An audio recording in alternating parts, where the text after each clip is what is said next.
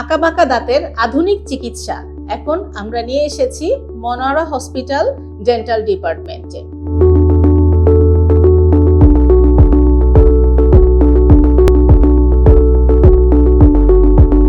যাদের দাঁত স্বাভাবিকের থেকে একটু বেশি আঁকাবাঁকা তাদের জন্য আমরা সাজেস্ট করে থাকি অর্থোডন্টিক ট্রিটমেন্ট।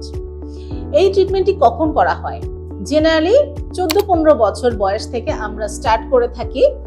যখন পুরোপুরি রুট ফর্মেশনটা হয়ে যায় তখন থেকে এই ট্রিটমেন্ট শুরু হয় এবং এই ট্রিটমেন্টের মেয়াদ জেনারেলি 1.5 থেকে 2.5 বছর পর্যন্ত চলে।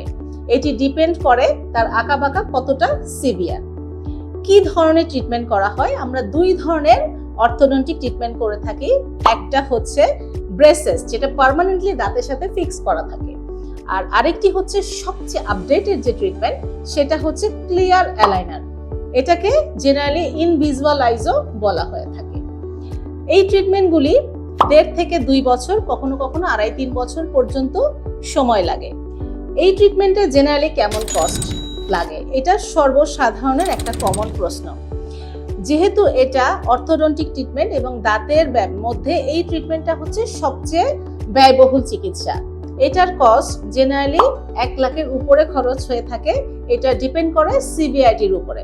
বাট ক্লিয়ার অ্যালাইনের ক্ষেত্রে খরচটা একটু বেশি পড়ে এবং সময়টাও একটু বেশি লাগে।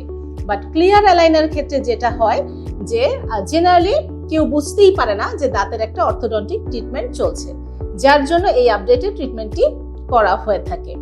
তো আমি doctor Sadia Shahnaz, Monowara hospital dental unit থেকে বলছি। আপনাদের দাঁতের যে কোনো আঁকাবাঁকা ট্রিটমেন্টের জন্য আমরা আছি আপনাদের সাথে। Thank you.